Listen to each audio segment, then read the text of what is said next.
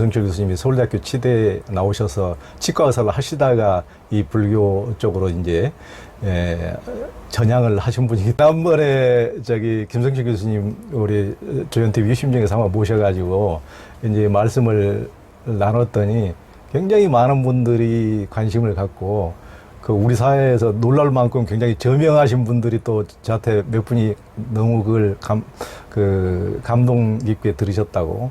김성철 교수님 인기가 워낙 좋아가지고 다시 한번 또 모셨습니다. 그러니까 선불교의 뿌리, 그리고 불교하는 사람은 김성철 교수의 실천불교, 재출판, 또 공과 윤리, 반야 중간에 대한 오해와 이해. 굉장히 지금 흥미로운 내용들이 지금 많아가지고 또 교수님이 그야말로 뭐 치과 의사를 버리고 때려치우고 이걸 할 정도로 뭔가 그 어떤 개인적인 깊은 열정을 갖고 하신 흔적이 정말 보이더라고요. 특히 이제 이제 김성철 교수님은 우리 일반인들이 한국인들이 지금 온유호나 의상 이런 분들만 아는데 굉장히 중요하신 온유 이상으로 중국 불교에 또 선불교에 막대한 영향을 끼친 온유보다 150년 전에 승랑 연구에 어떤 신기원을 열었습니다. 그래서 이제 승랑은 중국 성불교에도 고구려 때 이제 승랑이 중국 성불교에도 큰 영향을 끼쳤다고 하는데요. 이제 온유보다도 150년이나 앞선 고구려 스님 승랑의 존재를 이제 우리 김성철 교수님께서 재조명해 주셨는데 승랑이라는 인물이 어떤 인물입니까? 실제 제가 평생 이제 가장 중시했던 게 불교학. 이제 어릴 때부터 마음 아주 깊이 있었고 너무나 운이 좋아가지고 학교에 교편까지 잡게 됐고요. 그 다음에 이제 연구한 것 중에서 여러 가지가 있지만은 제가 중관학 쪽을 이제 담당했기 때문에 그렇죠. 남들 얘기는 중관학 쪽에서는 그 역할을 많이 했다 이렇게 얘기합니다. 그렇죠. 또 하나 이제 원효 스님 책 중에서 판비량론 이런 책이 있어요. 이 판비량론은 뭐죠? 그게 비량이 이제 인퍼런스 3단 논법인데 그렇죠. 그러니까 현장의 비량을 비판하는 책이에요. 서유기의 주인공이 삼장법사 현장이거든요. 이분이 당나라 아마 한족 중에 최고의 천재다 이런 분인데 15년간 이제 인도 유학 갔다 와서 그다음에 인도에서 무용담을 얘기합니다. 뭐냐면은 인도의 무차대회라는 곳에서 3단 논법을 제시해서 아무도 반박을 못 해가지고서 명성을 날리고 힌두교도 왕을 불교에 개종도 시키고 현장이 대단합니다. 현장이. 그래서 인도에서 이제 어떤 모든 것이 마음이 만들었다. 그걸 보통 마음법, 유식, 비량은 출입니다. 이렇게 얘기를 하는데 그걸 원효 스님이 딱 보시더니 여기 오류가 있다. 그걸 지적을 했습니다. 현장에. 그때 현장이 전해준 논리학을 배워가지고 현장이 이제 논리학을 비판한. 논리학을 비판한. 그래서 이 판비량론이 이제 그 논증만이 아니고 현장의 학문 전체를 비판합니다. 그래서 원효 스님 보통 이 나중에 해골물 하시고서 저 중국 안 갔다는 얘기 하잖아요. 당나라에. 근데 그때 원래 그 동기가 이제 현장에 새로운 불교를 이렇게 갖고 왔기 때문에 이제 그거 공부하려고 문화에 들어가서 이제 그렇게 떠났는데 중간에 이제 해골물 일화에서 보시듯이 이제 시체 모아놓은 동굴에서 사고 나서 아침에 일체유심조 깨달으시면 돌아오시거든요. 그 다음에 판비량론을 한 10년 있다 저술해요. 그 이후에? 이후에 10년쯤 있다가 아주 혹독하게 현장을 비판합니다. 그래서 이제 그 당시 돌아온 게 현장에 대해서 뭔가 이분이 굉장히 학문에 대해서 반발감이 있었구나. 그리고 또 하나가 이제 현대 논리학 가지고서 문헌학 가지고 현장의 논법하고 원효의 비판을 비교하면은요 원효의 승입니다. 그래서 원효는 이 보통뿐이 아니에요. 그리고 원효 스님의 특징을 여러 가지 얘기하는데 제가 볼 때는 논리학의 대가예요. 논리학의. 예를 들면은 독일 유학 가서 해겔 전공자가 해겔 책을 이제 가져와서 다 번역을 해서 또 해겔에 대해서 정통해서 독일에서 이름을 날렸는데 그 번역서를 본 한국 그러니까 시골에 있는 어떤 학자가 그 해겔 전공자를 능가한 겁니다. 그렇죠. 그런데 상상 소홀입니다. 어떻게 보면은요. 근데 그런 책인데 현장이 당나라 때 그렇죠. 현장을 인도로 보낸 황제가 당현종 저기입니다. 당태종 때. 그러니까 이세민이. 그러니까 제가 듣기로 이제 대단한 왕인데 우리가 을지문덕 같은 깨졌다 그래서 이제 상당히 좀 우습게 알지만은 이제 당나라가 중국의 어떤 여러 왕조 중에서도 최고의 전성기 때고 네네. 당송 때가 그럼요. 이게 이제 그 당나라에서도 가장 알아주는 황제가 이제 당태종 아닙니까? 맞습니다. 성관종요 그 책도 대단하고요. 그렇죠. 우리나라로 따지면 거의 이제 세종대왕에 맞습니다. 네. 근간한 그런 인물이 이제 그 현장을 중국에서 이제 인도로 이제 불법을 이제 배워와라. 네. 이제 그렇게 보냈는데 제가 듣기로는 현장에 인도에 갈 때 그 다른 건 못 가져가고 그 도덕경을 이제 한 권을 이렇게 가지고 갔다. 자기는 이제 중국의 어떤 학문적 문화, 어떤 종교적 문화도 깊이가 있기 네. 때문에 나름대로 이제 맞짱을 떠볼 기라고. 근데 이제 거기서 이 방대한 불법의 어떤 바다를 보고 그 도저히 도덕경을 꺼내놓지를 못했다. 그런 어떤 전설을 제가 한번 들은 적이 있거든요. 혹시 그런 얘기 못 들어보셨어요? 뭐 저는 전공이 아니기 때문에 아주 재밌는 일입니다. 예, 그런 얘기를 한번 그래놓고 그 현장이 당나라에 들어와서 물론 그 유가 도가도 대단한 학문이지만은 유가 도가가 양자강처럼 넓은 강이라면은 불법은 바다다. 네. 그러니까 그 정도로 이제 그러니까 뭐 도가 유가도 엄청 대단한 학문적 뭐 양자강도 엄청 큰 강이니까 그러지만은 이제 불법이라는 것은 거의 강 수준이 아니고 그렇죠. 바다다 이렇게 했다는 저도 예전에 이제 그게 어디에 근거한지는 모르겠지만 저도 그런 얘기를 한번 이제 들은 적이 있습니다. 네. 아, 아마 대당서였기 말고 다른 어떤 이제 역사책에 예. 한번 나올 것 같습니다. 예. 근데 어쨌든 그 현장이 사실은 그 황제도 후원을 하고 돌아온 예. 다음에 또 장안에다가 특별하게 역경철 마련해 갖고 예. 이제 이 경자 번역했던 분인데 원효가 이제 가려다가 안 가고요. 원효가 같이 다녔던 의상 스님이고요. 의상 갔었죠. 장안까지 갔는데 현장 밑에 안 갑니다. 그렇죠. 예. 그러니까 지상 스님 화엄을 배웁니다. 예. 그래서 뭔가 이 두 분이 다 예. 이 현장 학문에 대해서 예. 이걸 좀 낮게 보든지. 아. 그래서 전 그 당시 신라가 사실 나중에 이제 이 당이 그 통일기에 예. 이제 당이 쳐들어올 때 그걸 물리치잖아요. 예. 그래서 군사력도 물론 이제 그 이유를 여러 가지 얘기하지만은 예. 어쨌든 그 엄청난 그 세계 최고의 군사력의 당을 물리칩니다. 그러니까요. 근데 그 이제 저변에는 이런 천재들이 있었기 때문에 그이 한반도의 자긍심, 예. 그러니까 지적으로도 전혀 우리가 그러니까. 더 못하지 않다. 또 신라 장안에 유학생이 많았는데요. 가장 많은 유학생이 신라를 했던 거죠. 그렇죠. 네, 그렇게 그랬다 합니다. 그러죠. 그래서 하여간 그게 이제 판비락론입니다. 예. 하여간 현장의 학문을 비판한 책이고 이제 논리학이기 때문에 잘 연구가 안 됐는데 뭐 일본서도 마찬가지고요. 근데 아마 제가 종합적 책은 제가 처음 냈을 겁니다. 네. 그 일본 뭐 한국 합해 갖고 다 예. 세계적으로. 예. 그래서 그게 주목을 많이 받았는데 예. 그거는 제가 한 2년 연구했습니다. 이제 그러고서 논문 쓰고 책 쓰고 했는데 이 승랑책은 7년 연구했습니다. 이건 두문불출 7년입니다. 그래서 제가 이제 아까 말 시작하실 때 그 승랑 말씀하셨는데 제가 불교학자로서 교학 그 공부한 것 중에서 이제 혹시 이제 하나만 뽑으라 할 경우에는 뭐 중간학도 아니고 물론 중간학도 가르치지만 예. 판비락론도 아니고 승랑 연구다 이렇게 얘기할 수 있을 것 같습니다. 그러니까요. 근데 이제 승랑 스님이 연구가 물론 부분적으로는 되었는데 뭐 최연배 정인보 선생 다 연구한 그 논문들이 있습니다. 조금씩은 그 일본 학자들 마찬가지고요. 근데 한 전기도 없고 책도 안 남아 있습니다. 네. 근데 왜냐하면 은돈 수행자기 때문에 아마 지금 이 시대에도요 아주 도가 높은 분이 계실 수도 있는데 은둔하면 알 수가 없어요. 그렇죠. 뭔가 책을 쓰고 이름을 날리고 그러니까. 이제 중앙무대 데뷔를 하고 이래야지 이름이 알려집니다. 그렇죠. 근데 승랑은 철저 은둔자입니다. 예. 그래서 이제 그 연구가 안 됐는데 불전에 보면은요 그 승랑의 증손 제자가 길장 스님인데 길장 승랑 제자가 승전 밑에 범랑 밑에 길장입니다. 그러니까 증손자뻘 길장만 해도 좀 알려주신 대단하죠 길장은. 많이 알려주신. 네, 중국 불교 최대 저술가예요. 그러니까 이게 저술량이 엄청납니다. 근데 그것도 분석해 보면은 본인 저술보다도 강의록 그 스승이 이제 범랑인데 그 받아 쓴 것 같은 그런 생각을 합니다. 근데 이제 길장 스님 문헌 책을 보면은 승랑에 대해서 약간 용수와 대등한 그런 인도의 그런 식으로 이렇게 성사를 추앙을 합니다. 참. 용수는 제2의 붓다라고 그러는데 참. 네. 야. 그러니까 이제 옛날 그 일제 강점기 때 최현배 선생 같은 경우에도 네. 그 승랑에 주목한 이유가 그러니까 열등감이 있었는데 예. 우리 선조 중에 이런 분이 계셨다는 거를 뭐 하와이 가서 발표하시기도 하고 논문이 있습니다. 이제 그랬던 분인데 어쨌든 자료가 이제 많지 않았죠. 근데 약간 먼저 제가 강의할 이 대담할 때 말씀드렸지만은 데이터베이스 그러니까 뒤져가지고서 이제 쭉 자료 모아 보니까 한 50몇 가지가 나오더라고요.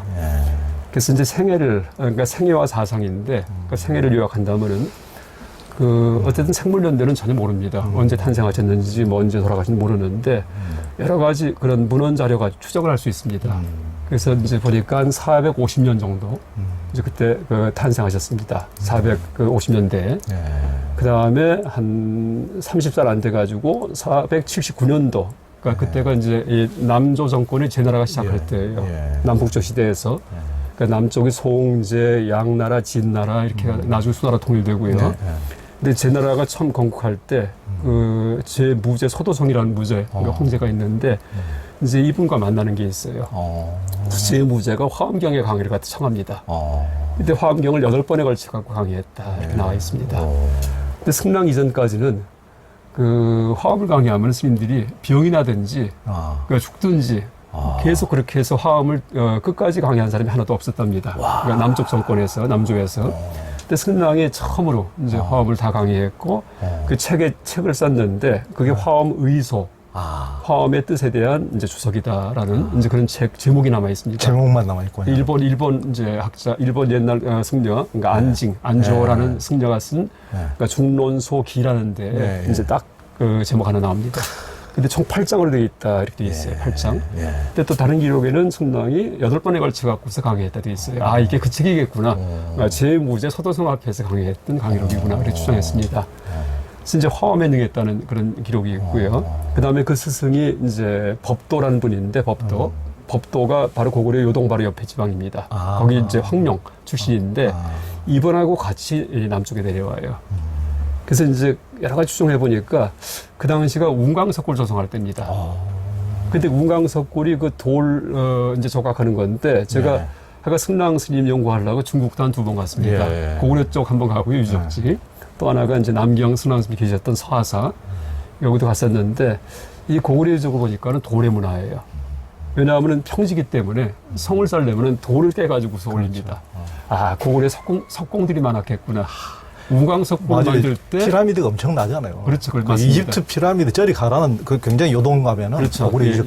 장수왕릉이든지 뭐 능들 보면 대단합니다. 그래서 추정컨대 하여간 이 고구려 황룡 쪽 이쪽 분들이 이제 운강석굴을 조성할 때 그때 이제 이 석공들 이 동원이 됐을 것 같아요. 돌 다른 기술자가.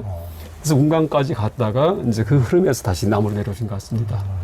또 그것도 어떻게 추정하냐 하면은 승랑 스님이 계셨던 서하사라는 절이에요. 거기에 천불동이라는 조그만 불감이 있어요. 근데 그게 운강의 미니에이처예요. 운강은 바위가 큰데 거기는 조금 돌산입니다. 이런 불감들이 여러 개 만들어 놨습니다. 근데 그게 이제 별명이 그 강남의 운강 이렇게 부릅니다. 옛날부터. 그 흐름이 일로 왔겠구나 하는. 그래서 그게 그 기록은 정확히 안 나오지만은 그 행적을 그렇게 추정을 합니다. 그래서 고구려 떠나가지고서 이제 그 석공들 무리와 함께 이 운강 석굴로 갔다가 대도, 그 다음에 이제 나중에 남경까지 오지 않았나 이렇게 추정하는데 이제 그러면서 이분이 이제 그 중간에 장안도 들리고 도낭에 계셨던 그런 또 기록도 있고요. 그래요? 도낭도? 근데 도낭도 우리가 볼 때 멀지만은 고구려에서는요. 중국을 관통하는 게 아니고 지구본을 보면 가까워요. 그래요? 스텝집 지역 통해서 직접 직교했답니다. 고구려 고분벽화가 중국 내륙보다도요, 그 도낭벽화하고 더 유사하답니다. 그래요? 그래서 문화적으로. 그래서 오히려 도낭과 고구려가 훨씬 더 가깝게 교류했다 이렇게 얘기합니다. 그래서 이제 이 승랑 스님이 하여간 도낭, 장안 이런 데서 이제 불교를 익히면서 내려오셔가지고 일단 이제 명성을 날립니다. 그래서 그 나중에 512년도 그건 정확한 기록이 있습니다. 양무제, 양나라 무제가 그 유명한 양무제 달마대사 나오는. 근데 이분이 이제 승랑 스님이 이제 이 가르침을 펴고 있는데 대단하다라는 얘기를 듣고 나서는 모시려고 황실에 부릅니다. 근데 안 나가세요. 왜냐면 그 당시에 이제 정권과 가까이 했다가는 뭐 10년, 20년 목숨 부지하지 못합니다. 그 아주 격경이기 때문에. 그래서 이제 근데 양무제가 또 이제 그 톡실한 그런 불자였기 때문에 10명의 그런 제자, 그러니까 이제 젊은 스님을 갖다 보내가지고서 가르침을 받게 한 다음에 그다음에 간접적으로 배웁니다. 승랑 가르침에 이제 양무제가 승랑 가르침에 근거해서 예. 그 대품 반화경에 대한 주석을 써요. 그리고 그걸 강의를 해요. 야. 근데 그 당시에 그 남경 속에 있던 이제 승려들은 전혀 모르는 그런 내용들 방식으로 우리 강의합니다. 양무제도 대단하네요. 그 양무제 아들이 무슨 소명태자. 소명태자가 저 금강경을 다 과분해 제목 붙이는 그렇죠. 부분입니다. 예, 맞습니다. 32분을 소명태자가 천재입니다. 그 부자지간에 불교에 또 끼친 영향이 엄청나네요. 엄청나기도 하고 또 이제 양면이 있습니다. 그게 이제 진짜 독실한 불자였고요, 둘 다. 또 하나가 그 남북조 시대에 북조는 황권이 강해요, 황권이. 그래서 우광석골도 황제의 얼굴을 이제 흉내내가지고서 이제 그러니까 연해직 황제 사상이 있었습니다. 근데 남조는요, 황권이 약해요. 그러니까 귀족하고 이제 스님들, 이 훨씬 더 강합니다. 그러다 보니까 남조는요, 그 정권이 오래 가지 못해요. 한 30년 가다가 다 망합니다. 그래서 보통 양무제가 불교 이제 믿었다가 이제 나중에 망했다는데 양무제 정권이 한 50년 가요. 제일 오래 가요. 그나마 오래 가요. 그래서 불교를 믿었기 때문에 이제 그게 승권을 제압을 합니다. 그래서 뭐냐 하면은 이제 웬만한 스님들은 다 제압을 해요. 그래서 가승으로 만들어요. 가승이요. 그다음에 양무제가 2번에 걸쳐 갖고 그러니까 승권 제압 시도를 하거든요. 뭐냐면 본인이 승정이 돼요. 우리말로 종정이에요. 그러니까 머리 길은 백의 승정 이렇게 일합니다. 그랬더니 그 지장스님이라는 스님이 대들을 가지고서 못하게 합니다. 그러니까 대들면은요 얼른 적응해요. 야 대장부다 하면서. 그다음 지장을 소명태자의 이제 스승으로 이렇게 모셔요. 또 거꾸로. 그러니까 대든 분인데. 근데 또 한 번은 이제 양무제가 그러니까 황제 자리에는 스님은 앉지 못한다 하고 명을 내립니다. 그 전까지 스님들이 황제 자리에서 이제 법문했답니다. 그랬더니 지장 스님이 얼른 그 말 듣고 쫓아가서 황제 자리에 앉아가지고서 죽이려면 죽이라 하고서 대듭니다. 그러니까 개선사 지장이라는 스님이. 그래서 이제 어쨌든 그러니까 다시 패합니다. 근데 어쨌든 그러면서 스님보다도 더 스님이 낫게 살아요. 겨울에도 불을 안 떼고 그냥 배옷 입고 이제 지내고 그다음에 허리 한 끼 먹고 있고. 양무제가? 네. 그러니까 스님들이 감히 이제 양무제한테 대해서 뭘 못합니다. 그럼 또 하나가 이제 소명태자를 그 강의를 시키는데 17살 때인가 강의하는데 진속 이제에 대해서 강의를 하게 해요. 뭐냐면 그 당시 남경의 스님들 고승을 다 모아놓고 또 하나가 사촌 형제들 다 모아놓고요. 그 앞에서. 이게 뭐냐면 이제 이 후계자거든요. 그러니까 지적으로도 당신들보다 훨씬 낫다. 이걸 이제 시위하는 이제 그런 장면 이렇게 볼 수 있습니다. 그게 남아있는데 해이제의 이제에 대한 해석. 그다음에 해법신의 그게 문답을 해가지고서 지금 남아 있습니다. 제가 옛날 연구할 때 제가 다 참조했었고요. 그래서 어쨌든 이제 승랑 스님이 남쪽에 새로운 불경을 이제 퍼뜨렸는데 이제 그게 그 역사 기록에 보면은 양무제가 불교관이 바뀌어요. 승랑 때문에. 그래서 그 불교관을 제지의라고 부릅니다. 그러니까 제지할 때 뜻이 뭐냐면은 교지와 같은 뜻이에요. 우리 그 진품명품 같은 때 가끔 교지 나오거든요. 왕의 명령, 뭐 황제 명령. 근데 황제 명령을 제지 이렇게 합니다. 제자는 제한할 제자 씁니다. 황제가 아니고. 그래서 황제가 그 고안한 뜻이다. 해가지고서 이제 앞으로 이 공에 대해서는 이렇게 해석하라 하면서. 그리고 양무제가 이제 그 전까지는 소승적인 불교관이었는데 승령 이후부터 대승으로 전향합니다. 그러면서 그 양나라 망하고서 진나라가 돼서 완벽하게 대승.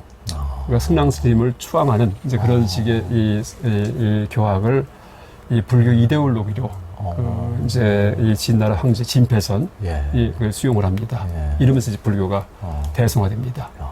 그래서 승랑 스님이 약간 그 직접적으로 황실에 그 영향은 주지 않았지만은 그 간접적으로 이제 툭툭 던진 가르침이 그게 이제 남쪽에 엄청난 충격을 줘가지고서 그 불교를 그 소승에서 대승으로 그러니까 동아시아 불교 전체를 그러니까 전회시킨 이제 그런 장본인이고 승랑 이후에 천태가 나오고요. 승랑이 또 화엄도 남쪽에서 제일 처음 강했던 분이고 일단 승랑 이제 문화 중에서 그 승랑 똑같이 은둔무리가 있어요. 수행만 하고 교학을 안 합니다. 여기에서 선이 나왔다는 얘기를 합니다. 그걸 뭐 대명법사 동이라 얘기를 하는데 그래서 이제 보면은 그 일단 남종성 같은 경우에 육조 해능 스님이 이제 대표적인 분인데 이분 그 법보단경이요.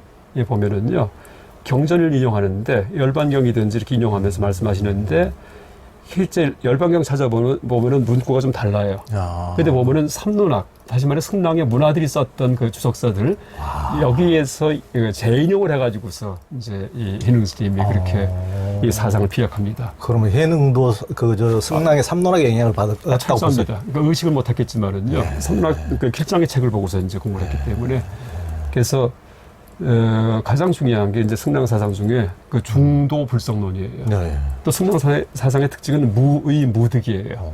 어디에도 의지하지 않고 무엇도 포착하지 않는 모든 걸 놔버리는 거, 이게 공이다라는. 그러니까 이게 굉장히 승랑사상이거든요. 저기 선불교적이고 선적입니다. 선적이고 굉장히 뭐 살불살조의 어떤 느낌이 확 오는. 맞습니다. 그러니까. 예. 그래서 이제 중도 불성론인데 우리가 이제 현대 지금 한국 불교 같은 경우에도요, 이 가나선 수행을 이제 가장 으뜸으로 이제 몇십 년 동안 이제 계속 전승돼 왔는데 가나선에서 화두를 드는 게 그게 중도를 보는 겁니다. 그러니까 조중무자가드 같은 경우에 개에게 불성이 있습니까? 그여줄 때 뭐 무도 아니고 그렇다고 이슬류도 아니고 그렇죠. 유무도 아니고 비유비무도 아니고 이렇게 해석하거든요. 예. 근데 그게 무슨 얘기냐면 마음을 중도에 궁 줄 몰라는 얘기예요. 그렇죠. 그러니까 쉽게 얘기하면은 흑백 논리에서 벗어나라는 얘기입니다. 예. 왜냐하면 흑백 논리가 항상 보면은 머리 굴려서 만든 거기 때문에 그렇죠. 세상과 무관합니다. 예. 그래서 이제 이 흑백 논리에서 벗어날 때 불성을 보거든요. 예. 그래서 불성이 중도다. 이게 승랑이 퍼뜨린 거예요. 근데 그게 지금까지 계승됩니다. 그래서 서원불교에서 그 화두 드는 방식하고 그 다음에 이제 스승이 지혜자 접하는 방식들 이게 전부 다 약간 중도로 몰고 가는 이제 그런 방식인데 그 승랑 이전까지는 이제 불성에 대해서 중도인지 모르고 별별 이론이 다 있었어요. 뭐 참된 뭐 정신이 불성이다. 진여가 불성이다. 아니면은 뭐 고통을 싫어하고 락을 좋아하는 게 불성이다. 앞으로 언젠가 부처가 될 게 보장돼 있는 거 이런 그 단과 과가 올 것이다. 이게 불성이다. 한 10몇 가지가 있었는데 그걸 다 쓸어버리고서 중도다라고 이제 그 결정한 분이 승랑인데 그게 실제 석가모니 부처님의 중도설법 아니에요. 그래서 이 불교를 이제 원류로 복귀시킨 분이 승랑이고 그 원류 불교가 지금까지도 가나선으로 이어지고 있다 이렇게 봐야 되겠습니다. 그러니까 이제 어떻게 보면 불교에서 중도를 알면은 다 안다 그러는데 지금도 어떤 유학의 어떤 중용이나 이런 것 때문에 약간 습합이 돼가지고 좀 헷갈리게 혼동되는 경우가 많은데 이제 그 점을 김성철 교수님도 여러 번 중도에 대해서 부처님의 깨달음이고 이제 방금 말씀하신 것처럼 어떤 뭐 중간적인 이런 것이 아니고 분별 이전에 망상 생각이 끊어진 세계 각 그 자리 그대로 이제 그것이 이제 중도임을 계속 이제 여러 측에서도 끊임없이 이제 강조를 하시더라고요.